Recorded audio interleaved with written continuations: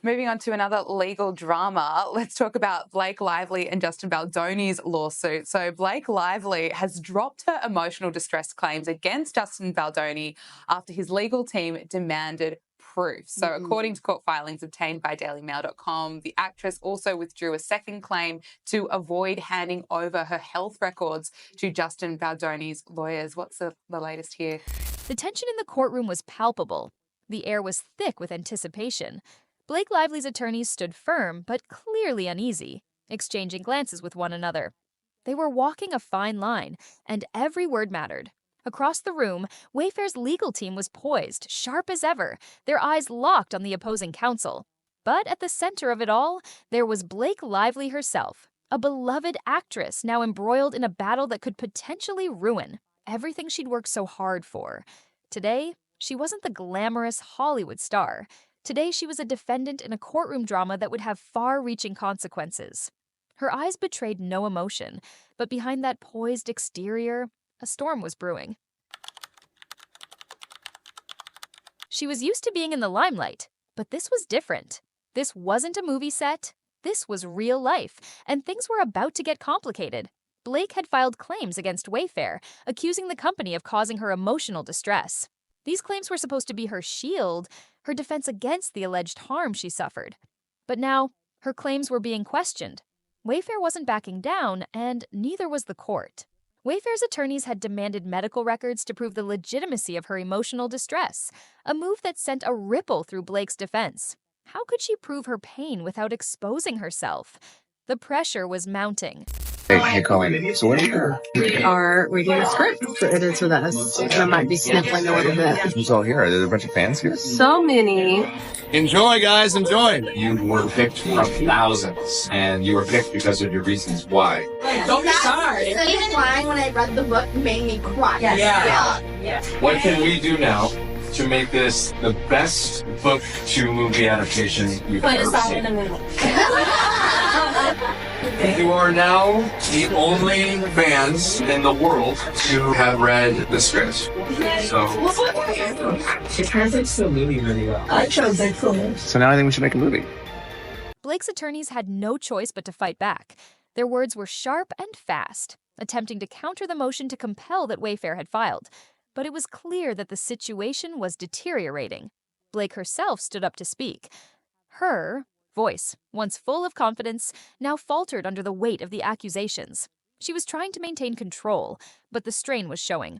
The entire courtroom watched, waiting for her to break or to find her footing. The judge's eyes were unwavering, watching every move, every gesture as the game played out. The emotional distress claims, once seen as her lifeline, were now her potential downfall. Was Blake Lively truly a victim, or had she miscalculated? The situation? The question loomed large, and the answer was nowhere in sight. Yes, so she has dropped two claims, intentionally causing her emotional distress and negligent infliction of emotional distress. Very specific terms, of course, in the US legal system. Because his team quite rightly came back and said, well, where's the proof? Yeah. Show us the medical proof of your emotional distress. Now, clearly, like anyone else, Blake doesn't want her medical records in court and then in public for everyone to see. So she has retracted those claims. Of course, Baldoni is still facing other allegations and other claims from her, sexual harassment being the main one, of course. But what an absolute mess. And of course, as we were speaking earlier, has totally imploded her friendship with... As Blake's legal team continued to argue, the courtroom waited for the judge to make his move. The judge was calm but firm, his presence commanding the room.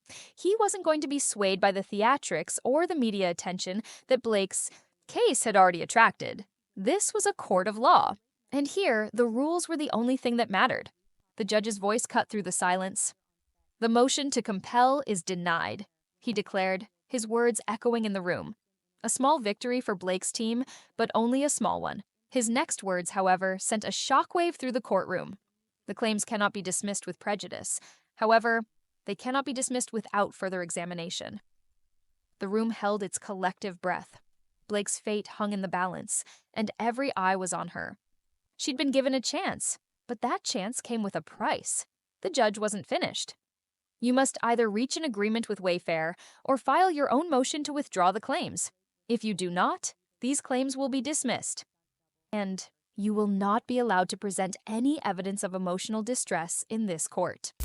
Taylor Swift, which was the gold standard of young female Hollywood friendships, wasn't it? That's right. They were BFFs, would see them together everywhere. And now it's been revealed and reported on that their friendship is also beyond repair at this point. They're reportedly not speaking amid all this legal drama. So even though Justin Baldoni dropped Taylor Swift's subpoena because Justin Baldoni essentially dragged Taylor Swift into his defamation and extortion countersuit against Lively, where he claimed that Blake Lively leveraged her friendship with Taylor Swift to try and gain control of their 2024 film. But apparently there's been radio silence between Taylor Swift and Blake Lively. Yeah. Blake's face paled.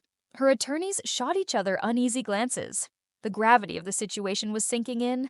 Blake had expected to walk away from this courtroom with a sense of victory, or at least closure. But now, the judge had given her an ultimatum: either settle with Wayfair or file a motion to dismiss, or her claims would be thrown out, and she would not be allowed to introduce any emotional distress evidence, the very thing she had been relying on for her case. It was a blow, a devastating blow. She could feel the walls closing in.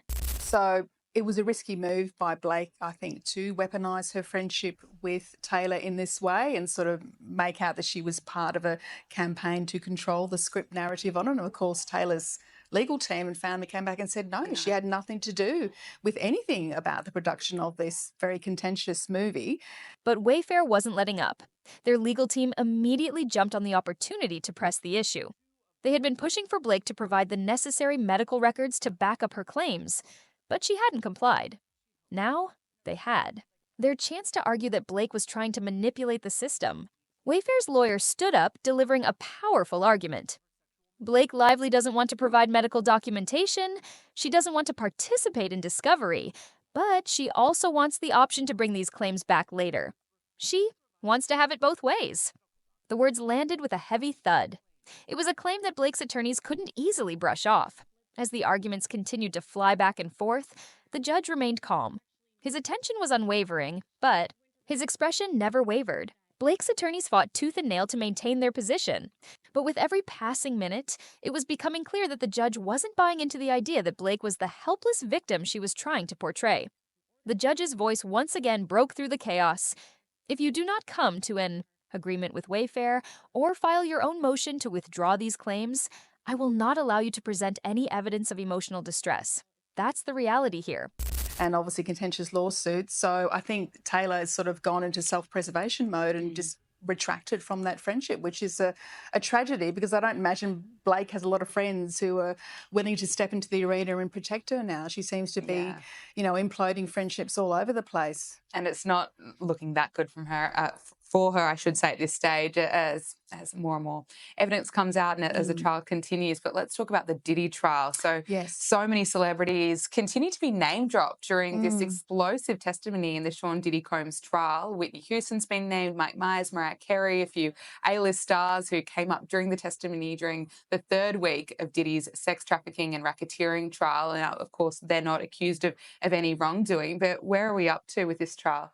Blake's team, realizing the severity of the situation, huddled together. The tension in the courtroom was unbearable. Blake, who had been sitting with her back straight, her face a picture of determination, now appeared almost fragile. She looked like she was fighting not just for her case, but for her very reputation. Her eyes darted between her attorneys and the judge, trying to make sense of the whirlwind that was spiraling out of control. Her legal team quickly drafted a letter, trying to make their case. They argued that Wayfair was abusing the system and that Blake had been forced into this situation because of their relentless actions. But the judge wasn't impressed. "This is not a case of abuse," he remarked flatly. "This is a case of procedure, and if you do not comply, you will face the consequences." The courtroom was filled with an eerie silence as the judge made his ruling. His decision was final. There was no more room for negotiation. Blake's attorneys could only watch as their attempts to manipulate the court were shut down one by one. The judge's warning was clear. If they didn't act now, if they didn't file a motion or reach a settlement with Wayfair, Blake's emotional distress claims would be dead, gone. No more evidence, no more case. The stakes had never been higher. you make a great point. They are accused of no wrongdoing and there's no link between them and Diddy. But yeah, those names that you've said, Georgina Chapman and Mike Myers, the names have come out more around the witnesses who are now finding themselves in the witness box and being cross-examined because they're people who, like a PA who to Mike Myers, for example, she's one of the witnesses. Another witness was talking about talent and she said, oh, that person didn't have a lot of talent, unlike, say, Mariah Carey and Whitney Houston. So their names are straight into the narrative. Right. Blake sat in the witness stand, her face a mixture of frustration and disbelief. She had tried to make the court see her side, to portray herself as a victim of a ruthless corporation, but now she was caught in a web of her own making. The judge, Mott, had called her bluff. If she didn't comply, she would lose everything. The entire case could fall apart. And worse, she could be left without the very thing that had been the backbone of her lawsuit, her emotional distress claims. But Blake wasn't the type to back down. She had been in the public eye for years, had faced criticism, and had weathered storms far more vicious than this one. Yet, as the reality of the situation sunk in, there was something different this time. The media spotlight was no longer her, Allie. The court of public opinion had turned against her, and no amount of celebrity charm could undo the damage that had been done. This was real life, and there were no scripts to follow. She could feel the weight of her decisions pressing down on her shoulders. Now as well. So it's I wondered whether this is maybe part of the legal strategy on that, to sort of pile in as many big names as possible. But, you know, my information is that people in Hollywood are absolutely terrified about being linked with this case. I'm now in the federal court in Manhattan because it's clearly not a good thing to be associated with. But really, in open court, when things are discussed, anyone's name can be thrown into the mix. Yeah, absolutely. Louise Roberts, thank you so much for Good to joining see us you. on Power Hour. Great to talk to you. Great to talk to you. The judge, ever the impartial figure, delivered his final warning. You have one last chance, Blake. Either withdraw the claims or face the consequences. If you do nothing, if you allow this case to fall apart, you won't be able to present any evidence of emotional distress. Your claims will be gone, just like that. The finality of his words echoed in Blake's mind. It was no longer just about winning a case. It was about maintaining her dignity, her career, and her future. As the gavel came down, signaling the end of the proceedings for the day, the courtroom emptied. Blake, once the star of the show, was left in the shadows. She had one decision to make, and no matter which path she chose, there was no going back. What would happen next? Would she succumb to the pressure and settle with Wayfair, or would she file her own motion and risk it all? Only time would tell, but one thing was certain. Blake Lively's battle for her reputation had only just begun. The courtroom drama was over. For now. But the real fight was still to come. The courtrooms were quieter than usual in the days that followed the ruling. Blake had hoped for a moment of peace, perhaps a chance to gather her thoughts and regain control over the narrative. But the reality of the situation was far from what she had imagined. The pressure was mounting. Every day, the media buzzed with rumors, speculations, and heated debates about her legal troubles. Social media exploded with opinions from fans and critics alike, some defending her, others condemning her. The stakes were much higher now, and every move she made would be scrutinized. Blake's team knew they were running out of time. They had to make a decision quickly, or everything they had worked for would fall apart. The option of reaching a settlement with Wayfair seemed tempting, but it came with its own set of challenges. Settling meant that Blake would have to walk away from her claims, accept that the emotional distress she had suffered might not be validated in court, and live with the knowledge that she had backed down. But was this the cost of protecting her reputation? What? A moment by me. Remember Savannah. There was another promise was no pet monkey. Chuck has a matching pet monkey with coordinating outfits, and I was like, I would love to be part of the show, but I can't act with a monkey. The tension between Blake's legal team and Wayfair's team grew. Blake's attorneys, once confident and optimistic, were now clearly under pressure. They had worked tirelessly to try and secure the emotional distress claims as the core of their case, but the judge's decision had placed them in a precarious position. As they deliberated behind closed doors, Blake paced in her office, her mind racing. She tried to block out the noise, the cameras, and the rumors swirling around her, but it was impossible. It felt as if the weight of the entire world was pressing down on her. Then, the moment arrived. The deadline was fast approaching. Blake was called back into court for a final hearing. This was it. The last chance to save her emotional distress claims. The judge would once again make his presence known, and everything was on the line. Blake's heart raced as she entered the courtroom, her palms clammy with anxiety. She knew this wasn't just about winning or losing a case.